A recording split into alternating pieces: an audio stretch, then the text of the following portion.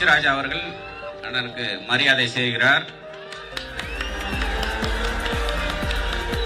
நம்முடைய காடு வெட்டியார் என்று இருந்திருந்தால்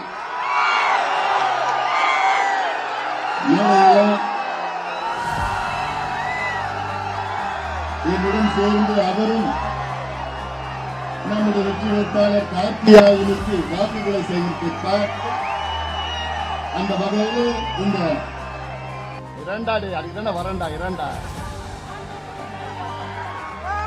நிச்சயமா இந்த தேர்தலில் பானை உடைக்கப்படும், பானை உடைஞ்சிடும். விளையாட்டு புள்ள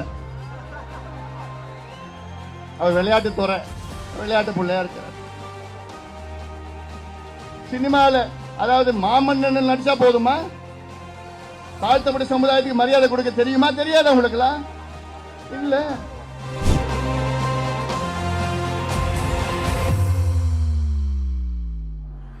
நான் இந்த தேர்தல் பிரச்சாரத்துக்கு வந்ததுக்கு காரணமே அதுதான். இடையில அதிமுக வருவான், நீங்க எங்களுக்கு ஓட்டு போட்டா நாங்க அவரை தோக்கடிப்போம் அப்படிலாம் சொல்லுவாங்க. ஒரு ஓட்டு கூட அதிமுகவுக்கு போகக்கூடாது. இது என்னுடைய உறுதியா நான் சொல்றேன். அத்தனை ஓட்டம் நம்முடைய வெற்றி வேட்பாளர் கார்த்தியாயனுக்கு போகணும். ஏன்னா இந்த தொகுதி மிக முக்கியமான ஒரு தொகுதி. இந்த தொகுதியில மட்டும், இந்த மாவட்டத்தில் மட்டும் பாட்டாளி மக்கள் கட்சி இல்லைன்னா இந்நேரம் இங்க இருக்கின்ற அத்தனை இயற்கை வளங்களை இந்த திமுகவும் அதிமுகவும் சுரண்டி எடுத்துட்டு நாசப்படுத்திட்டு இருப்பாங்க. அது உங்களுக்கு எல்லாம் நல்லா தெரியும்.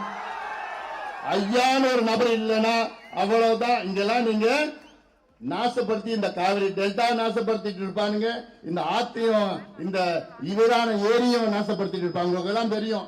இதே திமுக ஆட்சியில 2008 இங்க பெட்ரோ கெமிக்கல் மண்டலம்னு ஒண்ணு அறிவிச்சாங்க. ஞாபகம் இல்லையா? 45 கிராமம், அதுல சிதம்பரம் இந்த பகுதியில் 25 கிராமம், அந்த மயிலாடுதுறை மாவட்டத்தில் 20 கிராமம், 45 கிராமம் பெட்ரோ கெமிக்கல் மண்டலம் 80,000 கோடி ரூபாய் ஒதுக்கீடுன்னு சொல்லி நாகார்ஜுனா கம்பெனிக்கு ஒதுக்கீடு பண்ணிட்டான். அதன் பிறகு நான் வந்த உங்ககிட்ட ஒவ்வொரு ஊரா வந்த கிராமமா வந்தேன், துண்டு பிரசுரம் கொடுத்தேன், போராட்டம் பண்ணேன். அதன் பிறகு எடப்பாடி பழனிசாமி முதலமைச்சர் வந்த நேரத்தில் அவர்கிட்ட போய் நான் சொன்னேன், இங்க பாருங்க, அதை மட்டும் நீங்க அனுமதி கொடுத்தீங்க, அதுக்கு பிறகு நீங்க யாரும் அந்த மண்ணுல உள்ள வர முடியாதுன்னு சொன்னேன் நான். அதன் பிறகுதான் அந்த அனுமதி ரத்து செஞ்சிருக்கிறாங்க. இல்ல 45 கிராம பெட்ரோ கெமிக்கல் மண்டலம் என்னன்னு தெரியும்ல, இந்த சிதம்பரம் பகுதியில் நகரத்தில் ஒருத்தரோட வாழ்ந்திருக்க முடியாது. இதெல்லாம் சிந்திக்க வேண்டும். திமுக துடிச்சிட்டு இருக்கிறாங்க மறுபடியும் இதை கொண்டு வரத்திற்கு. அது மட்டுமில்ல, வீராண ஏரி அது சுத்தி இருக்கிற பகுதி பாட்டாளி மக்கள் கட்சி இல்லைன்னா இந்நேரம் என்எல்சி நில சுரங்கம் 3 சுரங்கம் இந்த பகுதியில் வந்திருக்கும். இது நீ மக்களுக்கு தெரியணும். ஏதோ சும்மா விளம்பரத்துக்கு நாங்க பண்றது, அரசியல் பண்றது உங்களுக்கு நல்லா தெரியும். அதில் இந்த தொகுதியினுடைய நாடாளுமன்ற உறுப்பினர் திருமாவளவன் அவர்கள் இந்த தொகுதிக்கு ஏதாவது ஒன்று செஞ்சிருக்கிறாரா? ஏதாவது ஒரு துரும்பு கிள்ளி போட்டிருக்கிறாரா? இந்த வந்த பிரச்சனைகளுக்கு ஏதாவது ஒரு தீர்வு கொண்டு வந்திருக்கிறாரா? வீராண ஏரி தமிழ்நாட்டில் மிகப்பெரிய ஏரி, கிட்டத்தட்ட 1.5 TMC கொள்ளளவு கொண்ட ஏரி. அது இன்னைக்கு வரைக்கும் தூர்வாரப்பட்டிருக்கிறதா? அது மட்டுமில்ல, அது சுத்தி இருக்கிற பகுதியில் பாளையங்கோட்டை நிலக்கரி திட்டம்னு ஒண்ணு கொண்டு வந்தாங்க. அப்ப முதல் குரல் கொடுத்தவன் யாரு? இந்த அன்புமணி ராமதாஸ் தான் குரல் கொடுத்த அந்த பகுதியை தடுத்து நிறுத்தி இருக்கு. அப்ப இவர் ஏதாவது வாயை திறந்தாரா? இன்னைக்கு திமுக கூட்டணி தமிழ்நாட்டிற்கும் தமிழர்களுக்கும் துரோகம் செய்து கொண்டிருக்கிறது. காவேரி பிரச்சனையிலிருந்து கச்சத்தீவு பிரச்சனை வரைக்கும் இந்த திமுக கூட்டணி தமிழ்நாட்டுக்கு துரோகம் செய்திருக்கிறது. அதற்கு உடனதான் இந்த திருமாவளவன். இது இந்த தேர்தல் ஏதோ 2 ஜாதி பிரச்சனை கிடையாது, இது 2 சமுதாய பிரச்சனை கிடையாது. நம்ம கூட்டணி அவங்க கூட்டணி வேற. இன்னொரு கூட்டணி இருக்கிறார் எடப்பாடி பழனிசாமி, அவர் கூட்டணி. அது கூட்டணியில் ஒரு கட்சி தான் இருக்குதுங்க. தேர்தல் முடிவு அதுவும் போயிடும். நம்ம துரோகம் பண்ணிட்டோம். யார் துரோகம் பண்றது? துரோகம்னா நமக்கு என்ன தெரியுமாடா? துரோகம் என்ன தெரியுமாடா? மற்றவங்களை நம்மள தோல்ல சுமந்துட்டு இவங்கள முதலமைச்சர் ஆக்கணும், இவங்கள முதலமைச்சர் ஆக்கி மாத்தி ஆக்கிட்டு இருக்கிறோம். எங்களை பார்த்து துரோகின்னு சொல்றது உனக்கு என்னையா தகுதி இருக்கு? உனக்கு என்ன அது அருகதை இருக்கு? இந்த மண்ணுக்கும் மக்களுக்கும் உண்மையா உழைக்கின்றவன் நாங்கள் பாட்டாளிகள் தான். நாங்கள் பாட்டாளி, நெத்தியில வேறு சிந்துகிறவன் பாட்டாளி. ஆனா இந்த திமுக வந்துதான் இந்த சமுதாயத்துக்கு பிரச்சனை, அந்த சமுதாயத்தை மூட்டி விட்டு அதை பிரச்சனை எப்படி பண்ணிட்டு தான் நடந்துட்டு இருக்கு. நான் மீண்டும் சொல்றேன், இது இரண்டு சமுதாயத்திற்கான தேர்தல் கிடையாது, நம்ம சமுதாயத்து பிரச்சனைகள்லாம் கிடையாது, வளர்ச்சிக்கான தேர்தல் இது. இந்த தேர்தலில் நாம் வெற்றி பெற்றாக வேண்டும். காரணம், முக்கியமான காரணம் என்ன தெரியுமா? 2026 திமுக அண்ணா திமுக இல்லாத கூட்டணி ஆட்சியை நாம் அமைப்போம், அமைக்கணும், உறுதியா அமைப்போம். அதற்கு முக்கிய காரணம் என்ன? 57 ஆண்டுகள் இந்த இரு கட்சிகளும் தமிழ்நாட்டை ஆட்சி செய்து நாசப்படுத்திக் கொண்டிருக்கின்றனர். 57 ஆண்டுகள். இதற்கு ஒரு முற்றுப்புள்ளி வைக்க வேண்டும். அதற்காகத்தான் இந்த முடிவை நாம் எடுத்திருக்கின்றோம். ஐயா எடுத்த முடிவு இது. 2 பேரும் போதும். 2 பேரும் துரோகம் பண்ணிட்டாங்க. தமிழ்நாட்டுக்கு துரோகம் பண்ணிருக்கிறாங்க. இந்த மக்களுக்கு துரோகம், விவசாயிகளுக்கு துரோகம், பெண்களுக்கு துரோகம், இளைஞர்களுக்கு துரோகம். இங்க இருக்கின்ற தாய்மார்கள் இருக்கிறாங்க. ஏமா இங்க இருக்கிற மட்டும் தாய்மார்கள் இல்ல, தமிழ்நாட்டில் உள்ள அத்துணை தாய்மார்களும் நீங்க ஒண்ணு ஞாபகம் வச்சுக்கணும். தொண்டை சரியில்லடா, தண்ணி குடிச்சுட்டு தான் பேசிட்டு இருக்கிறேன். நானு பேசிய பெண்கள் நீங்க புரிஞ்சுக்கணும் என்னன்னு. இந்த 2 கட்சியும் ஆட்சிக்கு வந்ததுல இருந்து முதல்ல உங்க தாத்தாவை மது பழக்கத்துக்கு அடிமையாக்கினாங்க. அதன் பிறகு உங்க அப்பாவை மது பழக்கத்துக்கு அடிமையாக்கினானுங்க. அதன் பிறகு உங்க வீட்டுக்காரனை மது பழக்கத்துக்கு அடிமையாக்கினானுங்க. அதன் பிறகு உங்க பிள்ளைய மது பழக்கத்துக்கு அடிமையாக்கினானுங்க. இப்போ உங்க பேர பிள்ளைகளை மது பழக்கத்துக்கு அடிமையாக்கிட்டு இருக்கிறாங்க. இதற்கு முற்றுப்புள்ளி வைக்கணும்னா 2 பேரும் ஒதுக்குங்க. அதை விட இப்ப மதுவை விட இன்னும் மோசமான ஒரு பிரச்சனை இருக்கு. என்ன பிரச்சனை? போதைப் பொருள். கஞ்சா கூட அதை விட மோசமா இருக்கு. அமெரிக்காவில் என்னென்ன இங்க போதைப் பொருள் இருக்கோ, அபின், காக்கைன், ஹெரோயின், எல்எஸ்டி, ஆம்பிட்டமின், இதெல்லாம் மாத்திரை வடிவத்தில் வருது, பவுடர் வடிவத்தில் வருது, என்னென்ன சாக்லேட் வடிவத்தில் வருது, ஸ்டாம்ப் வடிவத்தில் வந்துட்டு இருக்கு. யார் தெரியுமா இதெல்லாம் பயன்படுத்துறாங்க? பள்ளிக்கூடம் படிக்கிற பிள்ளைங்க, 10வது 11வது 12வது படிக்கிற பிள்ளைங்க இன்னைக்கு தமிழ்நாட்டில் சரளமா இந்த போதைப் பொருள். தண்ணி மது குடிச்சிட்டு வந்தா வீட்டுக்கு வந்தா நாத்து அடிக்கும். சரி, குடிச்சிட்டு வந்தான்னு தெரிஞ்சு போயிடும். ஆனா இந்த போதைப் பொருள் பயன்படுத்தினா நாத்து அடிக்காது, ஒன்னும் தெரியாது, அவன் முகத்தை பார்த்தா சாதாரணமா இருக்கும். ஆனா 1 வருஷமா அவன் பயன்படுத்தினா அவனை மீட்டெடுக்க முடியாது. நான் டாக்டரா நான் சொல்றேன், எனக்கு தெரியும் என்ன நடக்குதுன்னு தெரியும். இத பத்தி எந்த கவலையும் இல்லாத ஒரு முதலமைச்சர் நீங்க பாத்திருக்கீங்களா? தமிழ்நாட்டில் இருக்க முதலமைச்சர் அதை பத்தி எந்த கவலையும் கிடையாது, எந்த சிந்தனையும் கிடையாது. ஆனா பக்கத்து தொகுதியில எங்க நம்ம கடலூர்ல நம்ம தங்கர் பச்சான் போட்டிடுறார், நம்ம சின்னத்துல. அவரு சாலை ஓரத்தில் ஒரு கிளி ஜோசியம் பார்த்துட்டு இருந்தார் ஒருத்தர். அவர்கிட்ட போய் கையை காமிச்சார் தங்கர் பச்சான். கொஞ்சம் பார்த்து சொல்லுங்க சாமி. அவர் தங்கர் பச்சானை பார்த்துட்டு, சாமி நீ ஜெயிச்சிட்ட, போ சாமி, நீ போ சாமி. அடுத்த நாள் பார்த்தா அந்த கிளி ஜோசியக்காரரை ஜெயில பிடிச்சு போடுறான். அந்த அளவுக்கு கூட இந்த திமுகவுக்கு சகிப்பு தன்மை கிடையாது.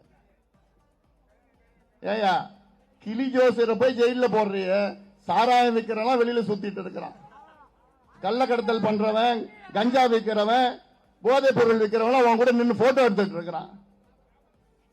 ஆனா கிளி ஜோசியம் பாக்குறவங்க செய்யாறுல பார்த்தா 7 விவசாயிகளை குண்டர் சட்டத்தில் போட்ட ஆட்சி தானே இந்த கொடுங்கோல் திமுக ஆட்சி. இதெல்லாம் என்னால மறக்க முடியல. உங்களுக்கு நீங்க மறந்துட்டீங்களா இல்லைன்னு தெரியல எனக்கு. ஏன்னா எங்க அப்பா அம்மாவுக்கு பிறகு விவசாயிகள் என்னுடைய கடவுளா நான் பாக்குறேன். இதெல்லாம இந்த விவசாய பூமி, இந்த பூமி என்ன? விவசாய மண், காவிரி டெல்டா மண், இந்த புனிதமான மண். இந்த மண்ணையும் மக்களையும் நாசப்படுத்தி கொண்டிருக்கின்ற இந்த 2 கட்சிகளை ஓரங்கட்ட வேண்டும், ஒதுக்க வேண்டும். ஒதுக்குகின்ற நேரம் வந்துவிட்டது. இந்த தேர்தல் தான் சரியான நேரம். நான் எவ்வளவு காலமா பொறுத்துட்டு இருக்கிறேன், எவ்வளவு காலமா பொறுத்து. சரி ஏதாவது நடக்கும், ஒன்னும் நடக்கல. கொள்ளிடம் ஆறு ஓடுது, கொள்ளிடம் ஆத்து இந்த கரை இந்த மாவட்டத்தில் வருது, கடலூர் மாவட்டத்தில் அந்த கரை, மயிலாடுதுறை மாவட்டத்தில் கொஞ்சம் அந்த பக்கம் அரியலூர்ல வருது, கொஞ்சம் அந்த பக்கம் கும்பகோணம் மாவட்டம் வரணும், அது வேற. இப்போதைக்கு தஞ்சாவூர் மாவட்டத்தில் கொள்ளிடம் 110 கிலோமீட்டர் ஓடுது கொள்ளிடம் ஆறு. இந்த 110 கிலோமீட்டர்ல எத்தனை முறை நான் போய் கேட்ட கோரிக்கை வச்சேன், 10 தடுப்பணைகளை கட்டுங்க, 10 தடுப்பணைகளை கட்டுங்கன்னு உணர்வுபூர்வமா எவ்வளவு போராட்டம் பண்ண. காவிரியை காப்போம்னு அங்க கிட்டத்தட்ட தருமபுரியில இருந்து பூம்புகார் வரைக்கும் 3 நாள் 4 நாள் நடந்து வந்தேன். துண்டு பிரசுரம் கொடுத்திய நம்ம ஆத்த காப்பாற்றணும், நம்ம மண்ணை காப்பாற்றணும். வேற எந்த கட்சியாவது செஞ்சாங்களா? செய்யல. ஆனா இப்ப என்ன பண்ணிட்டாங்க தெரியுமா? அந்த கொள்ளிடம் ஆத்துல நான் கேட்டது 10 தடுப்பணைகள். ஆனா 87 கிலோமீட்டர் அளவில் 20 மண் குவாரிகள் திறந்திருக்காங்க. மணல் குவாரி 87 கிலோமீட்டர்ல 20 மணல் குவாரி. ஒவ்வொரு 4 கிலோமீட்டர்லயும் ஒரு மணல் குவாரி இயங்கிட்டு இருக்கு. 4 கிலோமீட்டர். இந்த மணல் குவாரி முடிச்ச உடனே அடுத்த மணல் குவாரி, அடுத்தது மணல் குவாரி. 87 கிலோமீட்டர்ல 20 மணல் குவாரி நடத்துகின்ற கொடுங்கோல் ஆட்சி திமுக ஆட்சியை விரட்டி அடிங்க, வீட்டுக்கு அனுப்புங்க. இப்ப கூட பண்ணலனா அதுக்கப்புறம் உங்களை யாராலும் காப்பாற்ற முடியாது. இதெல்லாம் இந்த மண்ணை காப்பாற்றுறதுக்கு சொல்லிட்டு இருக்கிறேன் நான். இது ஏதோ சும்மா வந்தது தேர்தல், நம்ம கோஷம் போட்டோம், அவங்க எதிரியா பார்த்தோம், அப்படிலாம் ஒண்ணும் கிடையாது.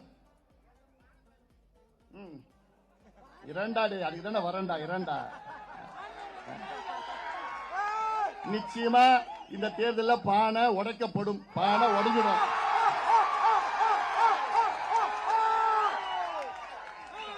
அதுக்கு தாண்டா நான் வந்திருக்கிறேன், பானையை உடைக்கிறது தானே வந்திருக்கிறேன். இந்த தேர்தலில் பூவும் பழமும் ஒன்னா சேர்ந்து இருக்கு, தாமரை பூவும் மாம்பழமும் ஒன்னா சேர்ந்து இருக்கு. அதனால இனி இந்த அத்துமீறு அடங்கமாறு அதெல்லாம் ஒன்னும் எடுபட போறது கிடையாது. நம்ம நடத்துகின்ற டீசன்ட் அண்ட் டெவலப்மெண்ட் பாலிடிக்ஸ். நான் உங்களுக்கு நல்ல வகையில உங்களை வழி நடத்துகின்றேன். இது என்னுடைய கடமை. குறிப்பா என் தம்பிகளை நல்ல வகையில வழி நடத்துவேன். என்னோட நோக்கம் என்ன? நீங்க எல்லாம் படிக்கணும், படிச்சுட்டு வேலைக்கு போகணும். அதுதானே ஐயா உங்களுக்காக இவ்வளவு காலமா போராடிட்டு வர்றாரு. அந்த கனவுயா எங்களுக்கெல்லாம், இதுக்கெல்லாம் கனவு. அதெல்லாம் நீங்க எல்லாம் நல்லா படிக்கணும் ஐயா, படிச்சுட்டு வேலைக்கு போகணும் ஐயா. அதுக்காக தானே இடஒதுக்கீடு போராட்டம் போராட்டம் போராட்டம், எவ்வளவு போராட்டம் பண்ணிருக்கோம். இந்த 2 கட்சியில நம்மளை ஏமாத்திட்டு இருக்கிறாங்க. எடப்பாடி ஏமாத்திட்டு விழுப்புரத்துல வந்து பேசுறாரு, நம்ம ஏமாத்திட்டு. என்ன நான் எழுதி கொடுத்துட்டோமா என் கட்சி உங்ககிட்ட? நீ யாரியா? உனக்கு ஏதாவது உணர்வு இருக்கா? சமூக நீதினா என்னன்னு தெரியுமா எடப்பாடி பழனிசாமிக்கு? கிலோவிடம் தெரியுமா அவருக்கு?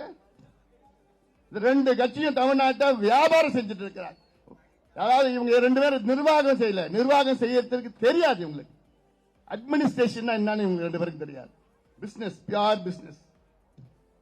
நான் கேட்கிறேன் திருமாவளவன் அவர்களே, நீங்க இருக்கிற கூட்டணியில உங்களுக்கு எங்க மரியாதை கிடைக்குதா? உங்களுக்கு முதல்ல நீங்க இருக்கிற கூட்டணியில சமூக நீதினா என்னன்னு அர்த்தம் உங்க கூட்டணிக்கு தெரியுமா? உங்க கூட்டணி தலைவர் ஸ்டாலின் இருக்கிறார், அவருக்கும் சமூக நீதிக்கு என்ன சம்பந்தம் இருக்கு? இல்ல அவர் புள்ள ஒருத்தர் இருக்கிறார், விளையாட்டு புள்ள, அவர் விளையாட்டு துறை விளையாட்டு புள்ளையா இருக்கிறார். சினிமால அதாவது மாமன்னன் நடிச்சா போதுமா? தாழ்த்தப்பட்ட சமுதாயத்துக்கு மரியாதை கொடுக்க தெரியுமா? தெரியாதா உங்களுக்குலாம்? இல்ல இல்ல நான் கேட்கிறேன், இன்னைக்கு தமிழ்நாட்டில் 34 அமைச்சர்கள் இருக்கிறாங்க. 34 அமைச்சர்கள், அது முதலமைச்சர் ஸ்டாலின் அவர்கள். அதுல 3 தாழ்த்தப்பட்ட சமுதாயத்தை பட்டியலினத்தை சார்ந்த 3 அமைச்சர்கள் இருக்கிறாங்க. இப்போ ஒவ்வொரு அமைச்சருக்கும் ஒரு புரோட்டோகால் இருக்கும். இப்போ முதல் அமைச்சருக்கு வந்து நம்பர் 1 புரோட்டோகால், 2வது அமைச்சர் துரைமுருகன், அவர் பொதுச் செயலர், 2வது புரோட்டோகால், 3வது ஏவா வேலுன்னு நினைக்கிறேன். அது மாதிரி ஒரு புரோட்டோகால் இருக்கு ஒவ்வொரு அமைச்சருக்கும். ஆனால் தாழ்த்தப்பட்ட சமுதாயத்தை சார்ந்த 3 அமைச்சர்களுக்கு என்ன புரோட்டோகால் தெரியுமா?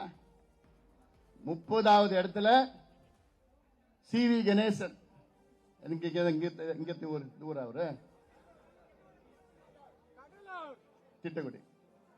அவர் வந்து எப்ப எதுல வர்றாரு? 30வது இடத்துல வர்றாரு. அடுத்தது 33வது இடத்துல அவரு என்ன வேந்தன், அவரு மதிவேந்தன். எவரு? 33வது இடத்துல மதிவேந்தன். அப்புறம் கடைசி இடத்துல 34வது இடத்துல கயல்விழி செல்வராஜ். 34வது இடத்துல. இதுதான் நீங்க மரியாதை கொடுக்கிறது? என்னமோ சமூக நீதி பத்தி பேசிட்டு இருக்கிற. 34 அமைச்சர்கள் கடைசி 4 இடத்துல நீங்க பட்டியலினத்தை சார்ந்தவர்களுக்கு நீங்க புரோட்டோகால் கொடுக்கறீங்க. நீ சமூக நீதி பத்தி பேசுறதுக்கு உனக்கு என்ன தைரியம், உனக்கு என்ன அருகதை இருக்கு? நீ அந்த கூட்டணியில் தானே இருக்கிற, நீ கேட்க வேண்டியதானே? இன்னைக்கு வரைக்கும் வேங்க வயல் வாய் திறந்தியா?